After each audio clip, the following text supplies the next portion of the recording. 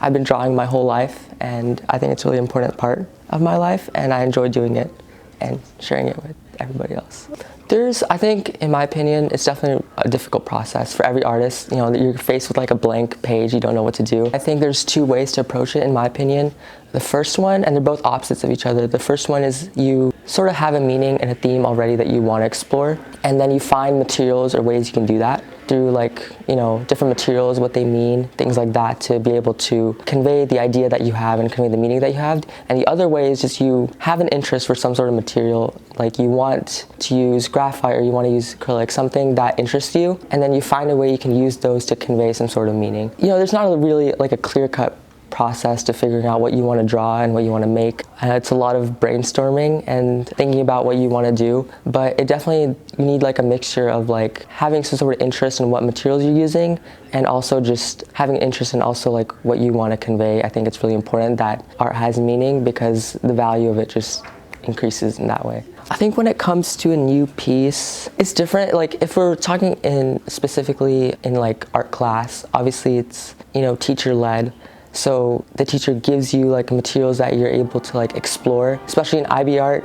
We're always exposed to new materials and new processes, and that sort of drives our art making and our learning process and what we can create.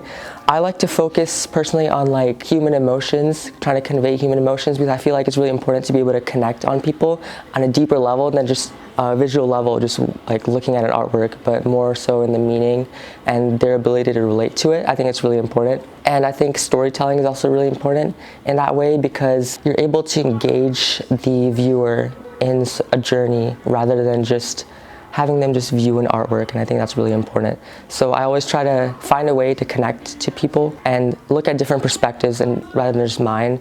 Yeah, I think that also a lot of it relates to the interests that I have and the things that I like. It could be really simple, like the movies or like stories that I like that I want to take inspiration from. I love movies and I love like stories and things like that, so I like building on stories and telling stories through my artwork and showing emotions that other types of media explore. I also just like to experiment with materials. I think that's really important, and that's one of the things that helps me create pieces on my own, is that I look at things that I want to actually make, materials that I want to use. So like recently I made like this hyper-realistic artwork because I wanted to explore hyper-realism. I've never done it before, and I used graphite, and it was a really fun process because I was inspired by a couple artists that do hyperrealism, and so I wanted to use that and focus on hyperrealism and how I can use that and surrealism to create an artwork. So it's a lot about inspiration that you get, things that you like doing, to be able to express what you want to do.